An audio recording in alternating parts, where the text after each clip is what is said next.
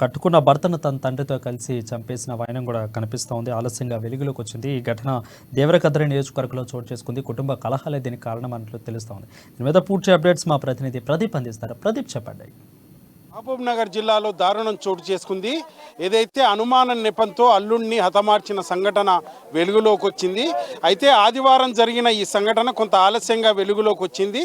ఏదైతే మూసాపేట మండలం వేముల గ్రామానికి చెందిన ఏదైతే అంజయ్య అనే వ్యక్తిని తన మామ అయిన కురుమూర్తి గ్రామం సాయన్న అనే వ్యక్తిని తన మామ అయిన వెంకటన్నని హత్య చేసినట్టు పోలీసులు ప్రాథమిక నిర్ధారణకు వచ్చారు. దీనికి సంబంధించి ఏదైతే నమ్మకంతో ఇంటికి పిలిపించి హతమార్చి కురుమూర్తి గ్రామ సమీపంలోని ఒక వాగులో పూడ్చిపెట్టిన వైనమైతే ఉంది. మనం ఇప్పుడు ఆ ప్రాంతంలో ఉన్నాం. అయితే వారి బంధువులు కూడా ఇక్కడ రోదనలు మిన్నంటాయని చెప్పొచ్చు. ఏదైతే ఒక్కగానొక్క కొడుకును ఇలా అర్ధాంతరంగా చంపి వాగులో పూడ్చిపెట్టడంపై మృతుని బంధువులు తీవ్ర విషాదంలో మునిగిపోయారు. దానికి సంబంధించి మృతుని అక్క అయినటువంటి ఆమె మనతో ఉన్నారు.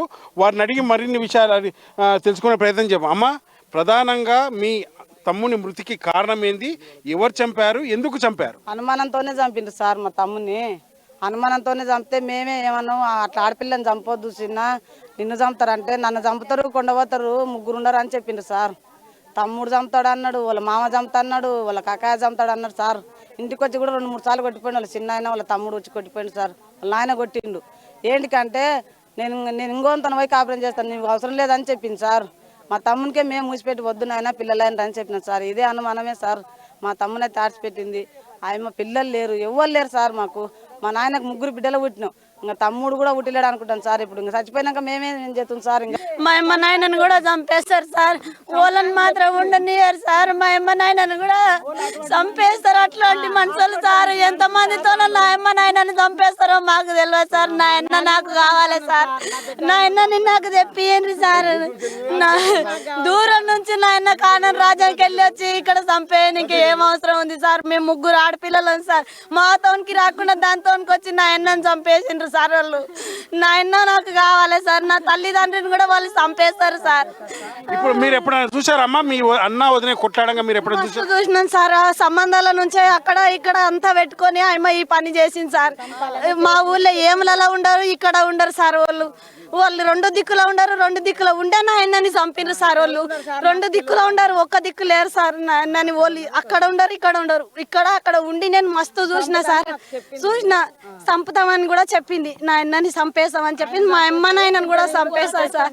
మా అమ్మ నాయనని కూడా చంపేస్తుంది. ఉండని అది గొల్రకానికి వస్తా నేను దవాఖానకు చూపించి కడుపులో నొప్పి ఉండే మా అన్నకు కొంచెం నిన్న మొన్ననే వచ్చింది. మొన్న 5 రోజులకు మందులు ఇచ్చిండ్రు. ఆ నుంచి తీసుకొని పోయి గొల్రకు మందులు దాపిండు.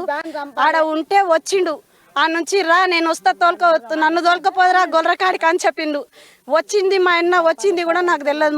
మా పెద్దక్కతోనే మాట్లాడిందంట సార్. మా పెద్దక్కతోనే నేను ఇట్లా ఊరికి వస్తుండా అని చెప్పిందంట. మంచిగా రా తమ్ముడా అని చెప్పిందట మా అక్క. మంచిగా వచ్చిందంట, ఇంటికి వచ్చిందంట. మా మేనమామ కొడుకు గొల్రకాడ దేశంలో ఉన్నాడు సార్. దేశంలో ఉన్నానికి నేను ముట్టినా నా పెళ్ళంతో ఇక్కడ మంచం మీద ఇంటికాడ కూర్చున్నా అని చెప్పిందంట సార్.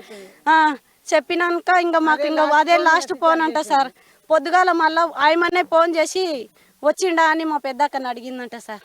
మా పెద్దక్కని అడిగితే మా అక్క మళ్ళా ఎంకనే మా అక్క ఫోన్ చేస్తే మా అన్న ఫోన్ కలిసిలే స్విచ్ ఆఫ్ అయింది సార్.